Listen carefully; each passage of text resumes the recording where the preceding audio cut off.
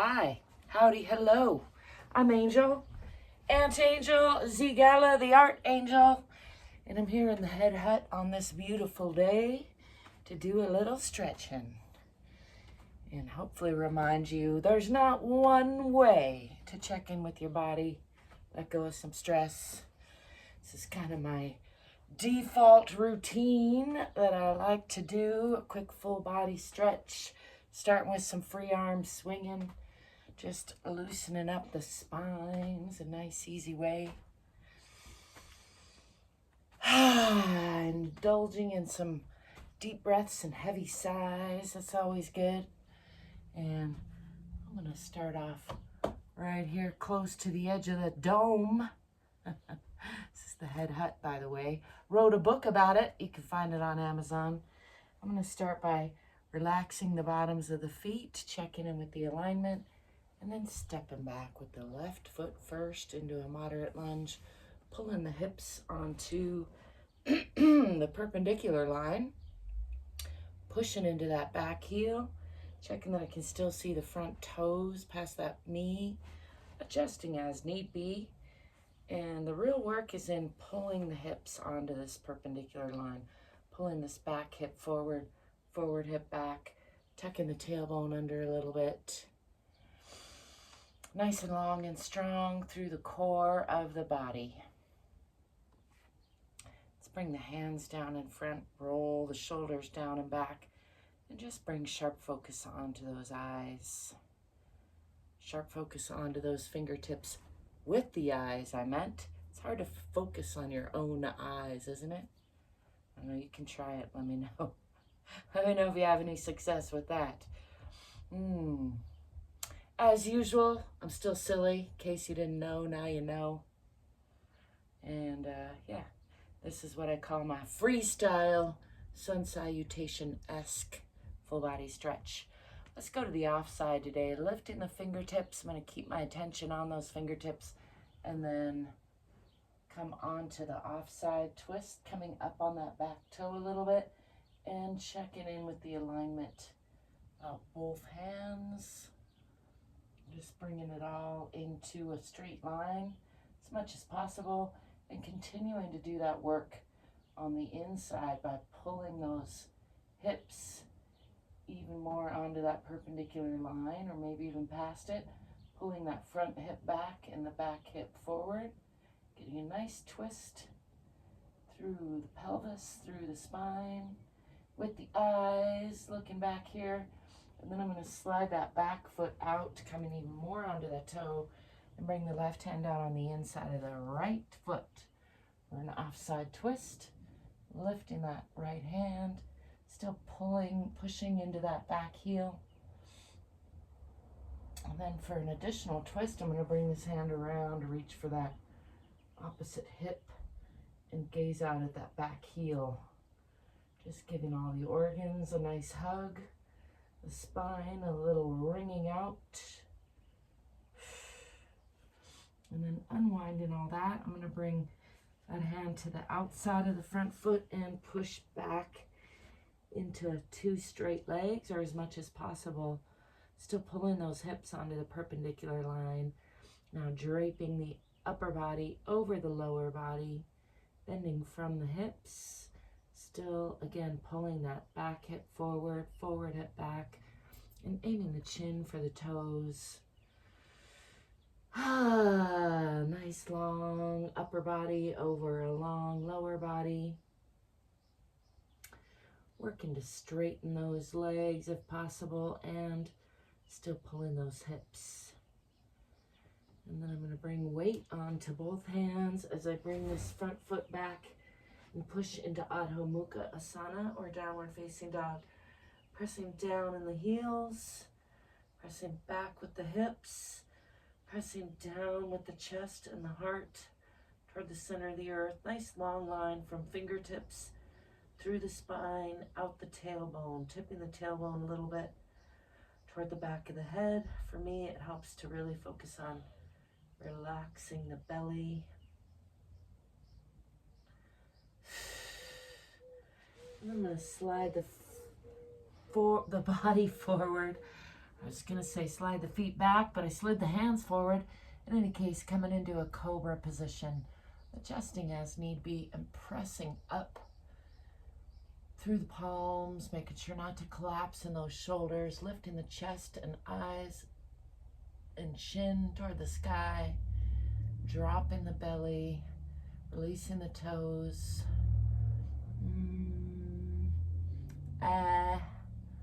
Maybe stretching the tongue there for good measure. I'm going to push back to about a 90-degree angle. I'm going to kick onto the diagonal just a little bit, and then slide these hands out forward, bringing the forehead down, keeping the lower body engaged at about a 90-degree angle, relaxing the belly, and just getting a nice stretch through the shoulders, through the chest, through the arms. Continuing to slide those fingers out if possible. A nice stretch through the front of the body and the tops of the shoulders for me. Probably where I feel that the most.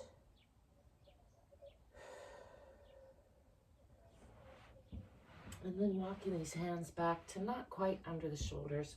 I'm going to tuck the toes under and again push back into Adho Mukha Asana, or downward facing dog.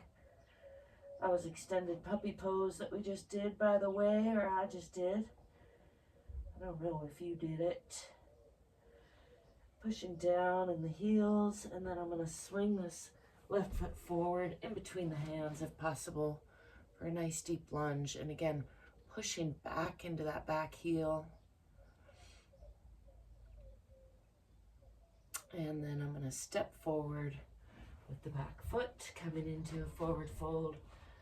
Just going to step back a little bit so I don't hit my head on the dome. But first, just let gravity do some unwinding. Letting go of the head and neck, bending from the hips. For contrast, let's come up from the waist and do some rounding, self-hugging. So pulling up in the waist, rounding from the waist. Left elbow over right, pulling the shoulder blades apart, tucking the chin and the tailbone, stretching the spine from side to side and from front to back. Exhaling, pushing all the air out. Again, bending from the waist, and then inhaling real deep, expanding the rib cage, and then bending from the hips. Back into that forward fold. Letting go of the head and neck, letting go of the arms. I'm going to do that again on the other side, this time right elbow over left. Again, bending from the waist, rounding the spine from side to side and from front to back. Tucking the chin, tucking the tailbone. Really pushing the air out by squeezing up with the abdomen. You can pull up in the pelvic floor as well. And then breathing in real deep, expanding the whole rib cage, and just forward folding, letting all that go. Letting go of the head and neck. Let's roll up nice and slow, just checking in with the spine along the way. Coming all the way to upright and into Tadasana or mountain pose. Checking in with the alignment. Relaxing the shoulders over the hips. Lengthening the back of the neck so the ears are over the shoulders. Relaxing the hips, and those are over the ankles. Knees are straight but not locked. Bottoms of feet are relaxed. And I'm going to step back with the right foot this time into that moderate lunge. And again, pulling the hips onto that perpendicular line by pulling the front hip back and the back hip forward, tucking the tailbone under and pushing into that back heel. Making sure I can still see those front toes. And let's just enjoy that warrior pose. Bringing sharp focus onto the fingertips. Still working on that subtle shift in the hips. I'm going to bring the hands up and split them to the off side, still pulling those hips closed. Checking in with the alignment by looking back. Nice twist through the spine there. And then looking forward, nice balance, practice. And I'm going to slide that back foot out, coming onto that back toe, and bring the right hand down on the inside of the left foot and lift the left hand for an offside twist. Gazing up at those fingertips and then bringing those fingertips around the back side, increasing that twist by looking out at that back heel, reaching for that opposite hip on the back side. Just giving all the organs a little hug, a little wringing out. Nice spinal twist. Then I'm going to unwind all of that and bring this hand on the outside of that front foot and straighten both legs, pushing back into a forward bending triangle, maybe. I don't know what to call it. It's got a name, probably more than one.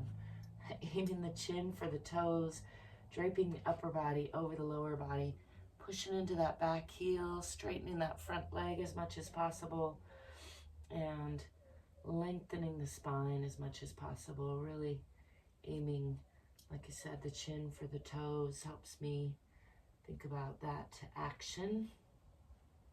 And then I'm going to bring weight onto both hands and bring that front foot back, pushing again into Adho Mukha Asana, pushing down in the heels, pushing back with the hips, pushing down with the heart toward the center of the earth. Head is between the elbows. Nice long line from the fingertips through the spine, out the tailbone, relaxing the belly.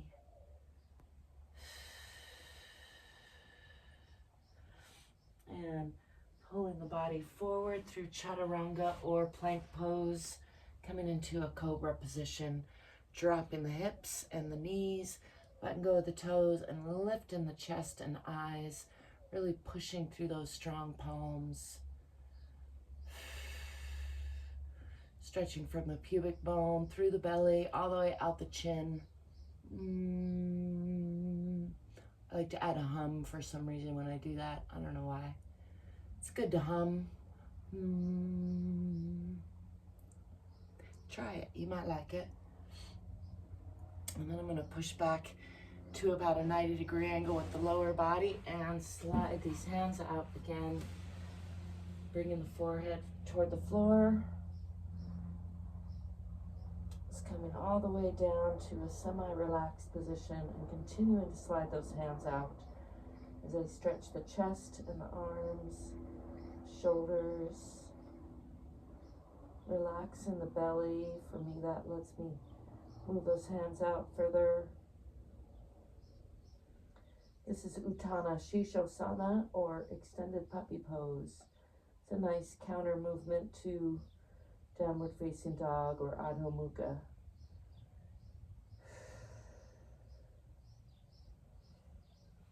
And let's come up and do some cat-cow breathing, bringing the hands under the shoulders. First, starting from a tabletop position, a relatively flat back. And we're going to do cat pose, which is called Marjariasana, and that's a rounded spine, pulling up in the abdomen, tucking the tailbone and the chin, and exhaling. Really rounding like a hissing cat. And then counter to that is Bitilasana, or cow pose, lifting with the chest and eyes, lifting with the tailbone, breathing into the belly. And let's do a few rounds of that with the breath. Exhaling and rounding. And inhaling and lifting.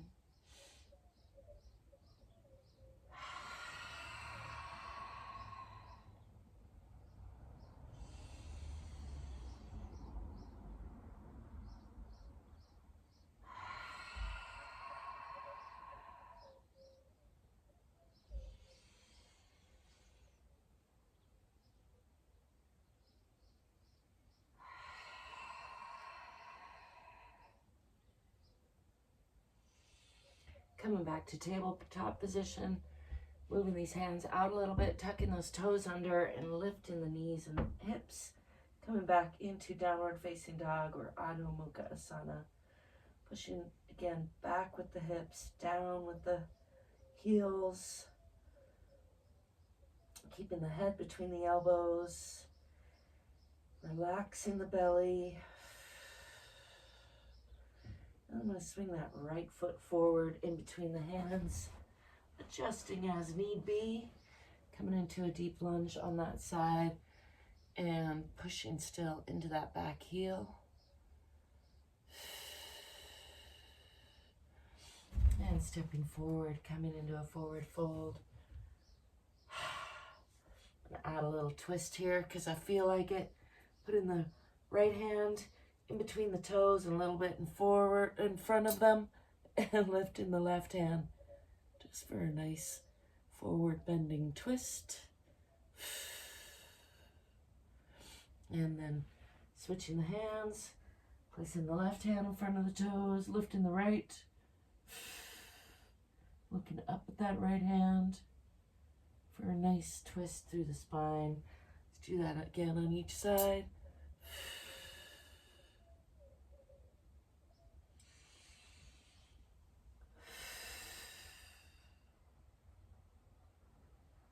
Coming back to center, just hanging here.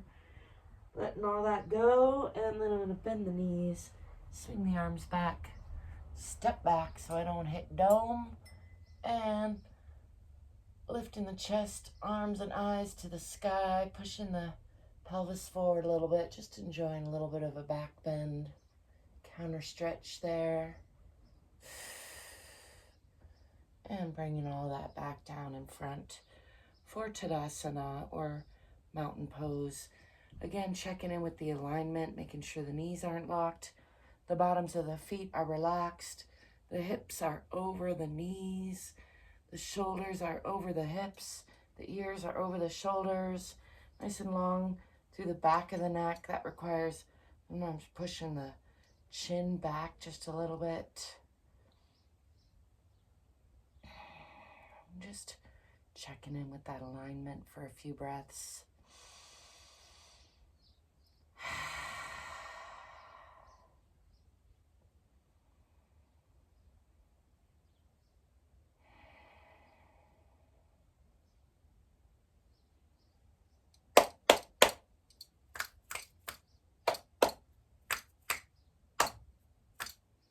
I like to check in with my nervous system with a few clap snaps and finish off with a little bit of free arm swinging. Again, I remind you, there's not one way to check in with your body. I hope you'll make checking in with your body a regular part of your day, because your body's the one thing you can't live without, and you're worth it. It's worth it. You'll feel better if you do. I promise you that. I thank you for being you and let me be me. I thank you for being curious and courageous and hopefully getting more fit and more free. I hope you will find whatever way works for you to let go of some of the stresses of today so you can make room for the stresses of tomorrow.